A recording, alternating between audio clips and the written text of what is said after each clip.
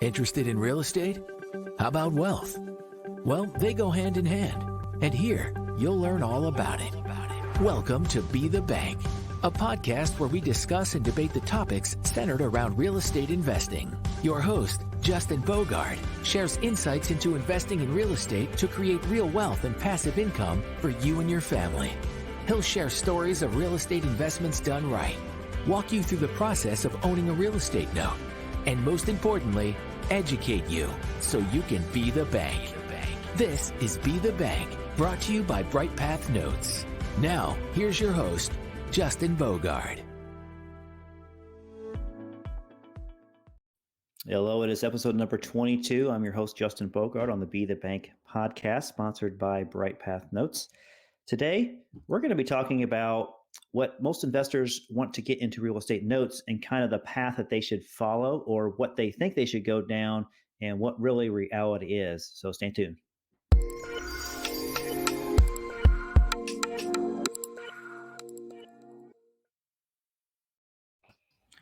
Hey, Richard, how's it going? Pretty good, Justin. Yourself? I am doing pretty well. It is warm and cool on some days here in Indianapolis. Today happens to be a cooler day. So what's the weather like out where you're at? Fall is upon us. It's mild by your standards, but we've got nights that are in the mid 40s now, and it's probably about 60 degrees outside right now, but sunny and pleasant. I decided to tough it out last night, Richard. It was when I went to bed, I think it was around 50 or 52, so not really that super cold outside. And I said, you know what? I'm not going to turn the heat on. I'm going to see what happens because it's going to get down to 34 or 33 in the morning. So I didn't have the girls with me, and I was thinking, okay, let's just see what happens. And I woke up in the morning, and the thermostat said 40 degrees. And I was going, oh, that's brisk, baby. yeah. Hopefully you were tucked in tightly there. I did. I put on 3 blankets last night. I just wanted to see what it was like to, see what the temperature was going to be like in the morning. So I toughed it out and did it. I don't think I'll do that again, but now you know. That's right. Yeah, now it's kind of like hitting your thumb with a hammer. You've done it once. Now you know what it's like, and you just don't need to do it again. Yeah, at that temperature, if I would have hit my thumb with a hammer, it probably would have splattered all over the place. Mm-hmm. So why is it every time we always just bring up the weather? Like our opening remarks are just about the weather. Is that's just a common thing to go to? Small minds think alike. Small minds think alike. Speaking of small minds, I'm just kidding. So Richard, I just went to Coeur d'Alene over the weekend to a real estate summit that our friend Larry Marishka put on out there in Coeur d'Alene, Idaho. And it was pretty nice. I got to travel out there. It's the first time I ever been to Coeur d'Alene.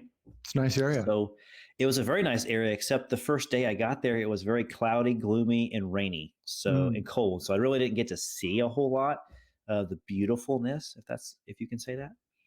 But before I left on Sunday, it was cool in the morning, but it wasn't as overcast. It was partly cloudy, so I got to see a little bit of Coeur d'Alene, and it is amazing. So those of you that have been there probably know what I'm talking about. If you haven't been there, it is a very beautiful place in Idaho. Yeah, cute little downtown. Yes.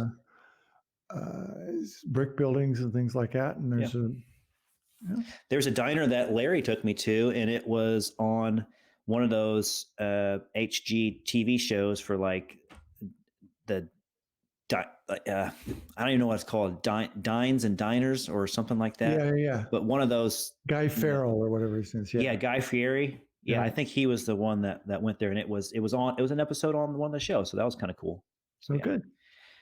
But so I went to this real estate conference, and I was lucky enough I got to speak at this one, and I talked about how to create highly marketable seller finance notes. There was another person there that talked about some seller finance notes, and there was an attorney there, Jeff Watson, and there was also a lot of multifamily investor speakers there, and some other speakers just in general real estate, because this is the first time they had kind of a real estate event in this area for a very long time. I don't know if they said exactly when the last time it was, but it's a very long time. So people from Seattle, from Spokane, from Coeur d'Alene, north of Coeur d'Alene, a little bit south of Coeur d'Alene, people from Arizona kind of visited as well. It was a nice event. But what I took from it was that a lot of people like the idea of seller financing. Hmm. And they're starting to understand conceptually that that is an idea that they could sell their investment property on seller financing and get terms and be the bank on it. And it's Hmm. all fine and great. And some people are just actually interested in just buying notes as well. And so one of the things that I think you and I kind of talk about as a side conversation, never really bring it to a public opinion or public eye, is a lot of people are kind of confused as to what they should really do first. And of course, there's really no wrong answer. It's your money. You do what you want. But if I were in their shoes and I had to start all over again, I kind of tell them like, oh, okay, in my experience, this is what I would have done first because it kind of would have eased me in the door, or I wouldn't have been thrown into the fire so quickly. How So do you I get would I started? would know what Right. to do. Right. So, Richard, I had these conversations with people and they understand that they could buy these performing loans and these non performing loans. And kind of the first thing I say, well, hey, what's your experience in real estate? And most of them either say, yeah, I've flipped a couple of houses, or I have a couple of rentals, or, I'm a realtor, so I understand certain sides, of real estate business. And then so after I kind of interview them and get a history of what they've been through, I kind of be like, okay, I think you can handle this part of it. And what I mean by this part of it, Richard, is that we have what's called a hypothecation, Hmm. we have what's called a partial, Hmm. and then we have what's called a full purchase. A whole note. Hmm. And so I have these three buckets, if you will, that people can kind of fall into. And depending on how that interview goes, I kind of know what bucket they should really be in. And of course, they're able to fall or go within whatever bucket they want, but it's in their highest and best interest to ease into this type of investing. There is the exception, Richard, where I find some of these fix and flippers that have done probably 25, 30 or so deals. I don't mind them jumping in feet first into buying a full loan and being able to comprehend and understand that. I definitely don't mind that at all. But sometimes these folks get into real estate from a different type of real estate. And Richard, would you agree with me? It's a little bit different. Yeah, it's different. There are different pitfalls. Even though owning a note, even if you own the whole note, can be quite a bit easier than being a landlord. Yeah.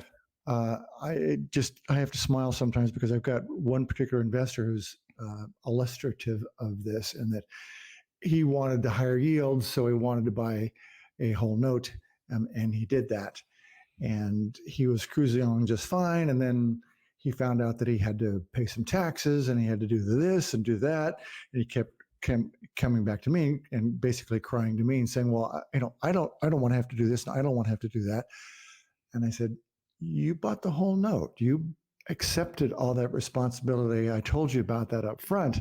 Mm-hmm. You need to know that. So if you're not willing to or don't know how to do all those things up front, I think the slow go partial or hypothesis, or hypothecation is a little bit better way to start."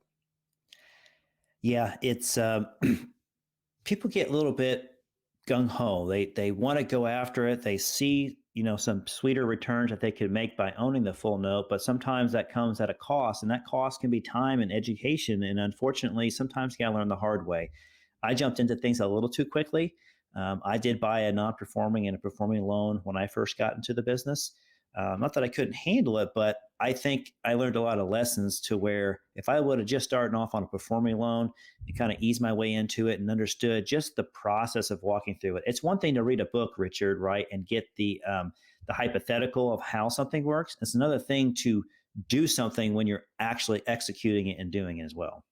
Yeah, I mean, you can look at some of the basics. What's the difference between a deed of trust and a trust deed and a contract for deed and a land contract? I mean, those all have very different ramifications in terms of the type of ownership.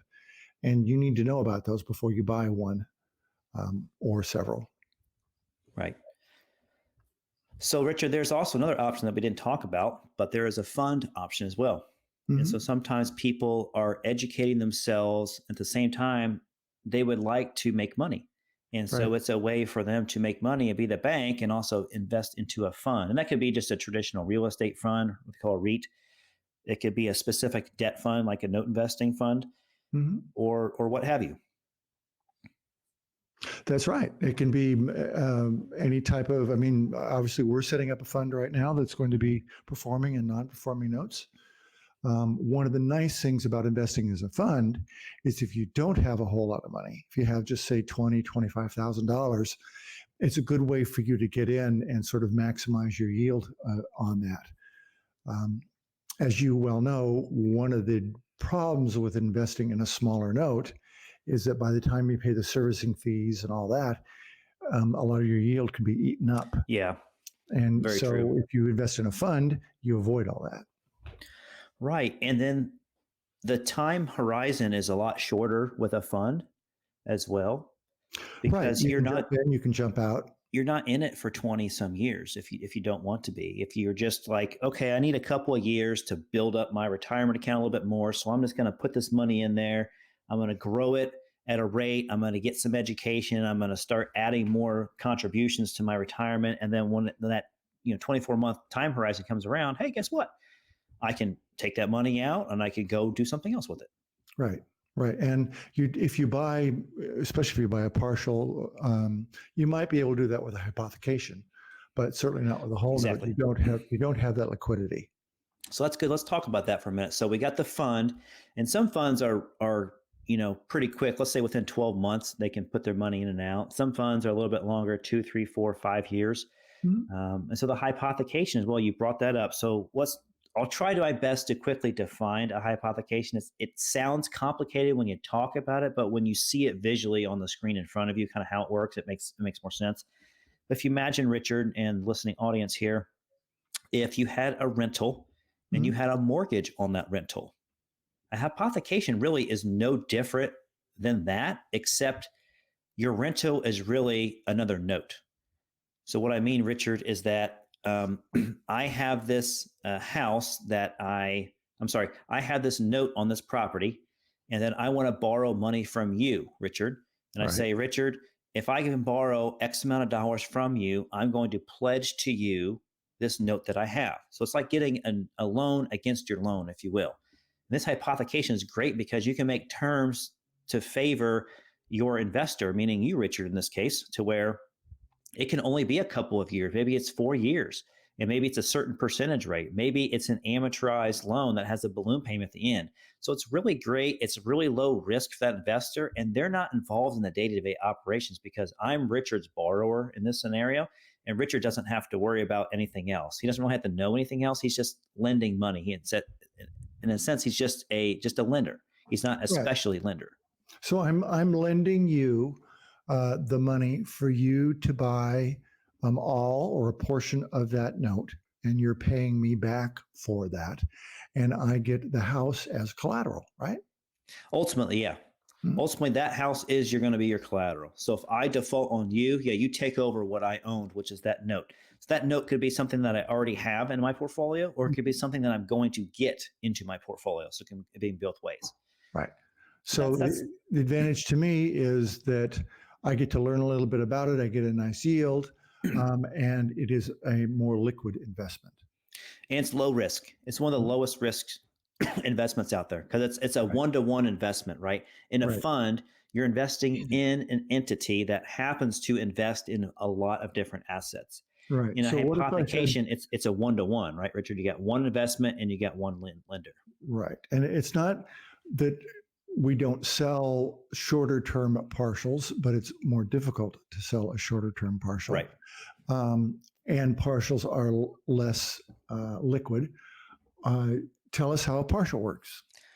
Right. So a partial, we're going to invest in a certain entitlement of that amortization schedule. So if a loan had 20 years left on it, which would be 240 months, let's say, Richard, I bought the next 120 months of that loan from you in a loan that you have in your portfolio. Right. And so you sell it to me for a price and I buy it. And those next 120 payments that come in are payments that come to me. And I take full ownership of that loan in that entitlement schedule. And then Richard gets the back 10 years on it. So it switches over to him after the 10-year and 1 month payment. Right. And so one of the advantages of doing a partial, disadvantages, it's not, you can sell a partial, but it's not quite as liquid as a hypothecation.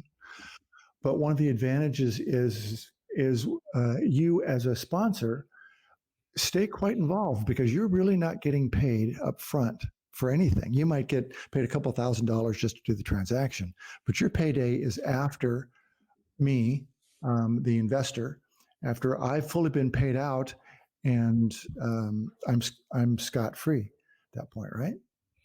You're talking about because you're the guy that owns the last 10 years of the note? No, right. So if I've sold you a partial or an investor a partial, I'm not getting much of anything up front. I'm just, because I'm giving you all the cash flow. I'm Right. taking a couple $1,000s just to do the deal, just to cover my costs. But I'm going to stay very interested in that transaction, and certainly help shepherd it along. What I always tell Right. clients is they get an asset manager for free. Yeah.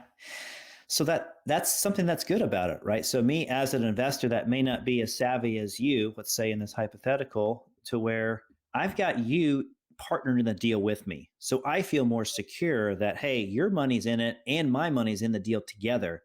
I have lower risk because I'm first money in, first money out, because I'm on the front end.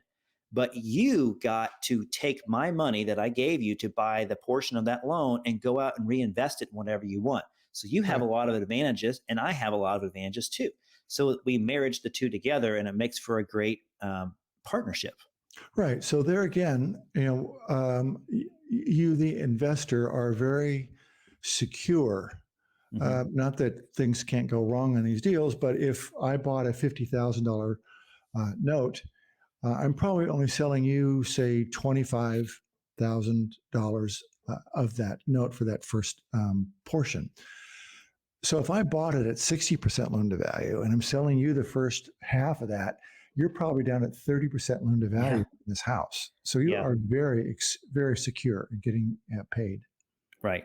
And if the worst thing that happens, if we have to go through foreclosure, guess what? I get paid first because I'm in the first entitlement, and then you get paid last. So, it's really, really good for the front end investor. You're very secure. You're very low risk. You're making a cash flow every month, and you have true ownership of this partial. Right. So how does that contrast to if I buy a whole note myself? If I sell you a whole note, how's that going to be different? Well, it's a little bit different because you own the entire entitlement schedule. So instead of having 10 years, I own the full 20 years. Now it's a bigger investment for me because I have to pony up more money to buy it, right? And then also I get paid more as far as a return or a yield because I've got a little bit more risk because I own the entire note at the 60% loan to value, as you said a minute ago, versus my 30%, right? So the more risk you have, the more reward you have. So how do I manage that note day to day? So you would have to be responsible and accountable for being the note manager of that loan. You have a loan servicer that collects your payment, right? And they have a portal typically with those loan servicers, so you can see the payments coming in, you can see the interactions, but you still you got to play CEO to a certain extent because you have to manage the managers of your loans as well. So you want to make sure that you're checking in on it from time to time, and then when you find a problem with it, you have to deal with it, right? You don't have a Richard or a Justin to help run those day-to-day operations for you. So it isn't a lot of involvement, but it can be short bursts of involvement. And then you may have long periods of time to where there's no involvement. And so it kind of ebbs and flows like that. Now, once you have a very large portfolio of loans, let's say 20 or 30 loans in your portfolio, and you own all the loans together, well, you do have to have somebody to help you manage and run that because you want to stay on top of things. Because if 3 or 4 loans start getting behind, or if there's taxes that are due that aren't being paid and other things that you're catching along the way, it can eat up some of your time as well. But there is, on the other side of the hand, you do make more money because you're getting a higher return on having the full loan in your portfolio. So what do I do if I, well, A, how do I find out? And B, what do I do if I find out that my borrower, let's say, hasn't renewed his insurance? There's no insurance in the house. What happens? So some servicers have tracking programs to where excuse me, you can pay them a fee, and they will have a service that tracks when the insurance is dropped. So the second that they know the expiration date happens on this insurance policy and it doesn't get renewed, they automatically put a forced placed insurance policy on that house to cover you in the event of a total loss, whether it be fire. So the lender has the right to force an insurance policy on the property if it's not properly insured by the borrower. Who pays that for that? The lender advances the money up front and it's charged back to the borrower, so the borrower pays them back over time or in a lump sum. So it's something that the borrower will incur those costs. And how much do you get this insurance for? It really depends. It's really what the home is worth, and what the unpaid balance is what the insurance is going to go after. So if the unpaid balance is $100,000, then we're going to get the insurance to cover that unpaid balance as the forced place lender here in this situation, to where it could cost $400 or $500 for the year, or it may cost $100 for the year, depending on how low it is. So it really depends on what area. You have to watch out for little gotchas like that, is what I'm hearing you say. Yeah, you got to watch out for it. So it's something you just want to be aware of. So it's just, like I said, you're just checking in on the loan. And so there's a little bit more accountability with having the full loan. So those are kind of the annoying things that can happen. Like I said, Richard, this isn't a big time suck. It's just when they do happen, it comes in small bursts, and you have to be ready and active to stay on top of it, and then know what to do as well. So if it's your first time investing in a note and you buy a note and you really haven't had any note training, or you don't know somebody like Richard or myself that's done a lot of deals before, you may be at a loss as far as what you need to do, because sometimes the servicers, they don't have time to educate you on that process. They say, like, I need a decision from you. What do you want to do here? And if you're not sure you know what to do, you might make the wrong decision. Right. So, I coming out of the last recession, there was all these non-performing notes and people were making big bucks doing that. We've gone through the pandemic. My understanding is we're going to have some more of those non-performing notes. How do I jump into that? Should I jump into that? And what do I have to watch out for? Well, that's an open-ended question that's going to take a while to walk through, but let's just hit the highlights here. Okay, Richard? So if it's your first time getting into notes and you want to jump into a non-performing note, it's probably best that you probably shouldn't do it alone. You should probably do it with a partner, either somebody that does the workout on it and you put up the money, or you're splitting the money 50-50 with them and kind of partnering with them on that. Or Richard, you kind of learn as you go, and you can invest into a fund that does buy into these non-performing loans and does them in bulk. And you can benefit from the cash flow that comes from them and the resale of that product as well. But what if I did want to get into buy a non-performing note? What would I have to? Not how would I do it? I assume I can go someplace and buy a note. But let's say now I have the note. Give me a quick thumbnail about what I might have to do. Well, there's things that you want to check from the get-go. So the number one thing that can trump your position is property taxes. You want to make sure that the property taxes have not gone into the tax sale. Some states are tax deed states, and some states are tax lien states. And so in Indiana, you can get a lien on the properties with taxes until so much they go into a tax deed sale. So you can look that information up. It's all public record. You can actually call the county office. You can find out exactly what's going on or when the next sale is, so you can get those paid to where it doesn't go to the tax sale and you lose the property. So that's number one. Then number two, you obviously want to make sure there's an insurance policy on the property, because if a fire were to happen or if it's in a floodplain, you want to make sure there's a flood insurance policy on it as well, for a forced place flood policy.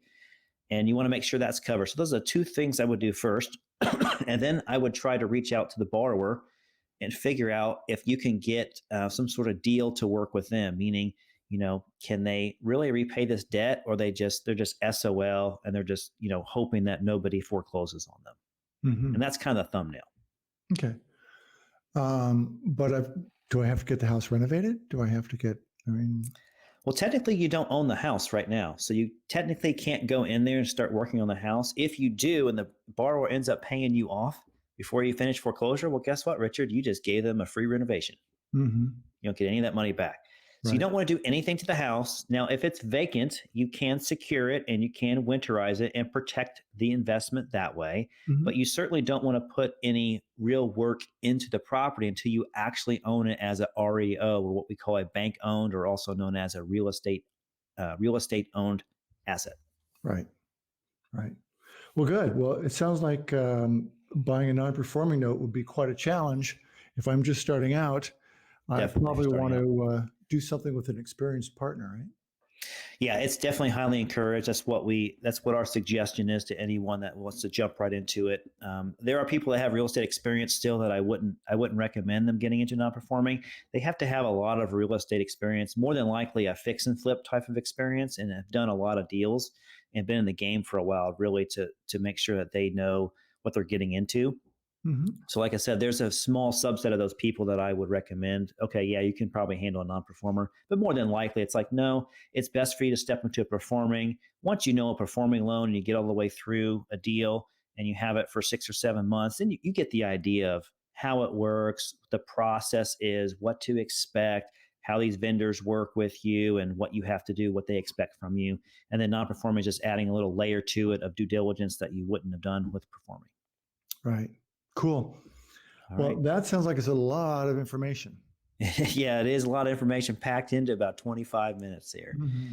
And we are at the end of our rope here, Richard. So Right.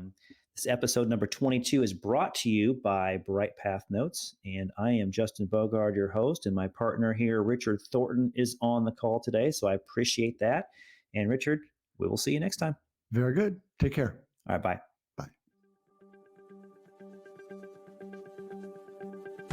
Thanks for listening to Be the Bank. We hope you learned something from today's show. If you enjoyed this episode, please rate and review us. Plus, check out our Bright Path Notes channel on YouTube and follow us on Facebook and Twitter at Be the Bank and on Instagram at Be the Bank Podcast. Be the Bank is sponsored by Bright Path Notes. Thanks again for listening.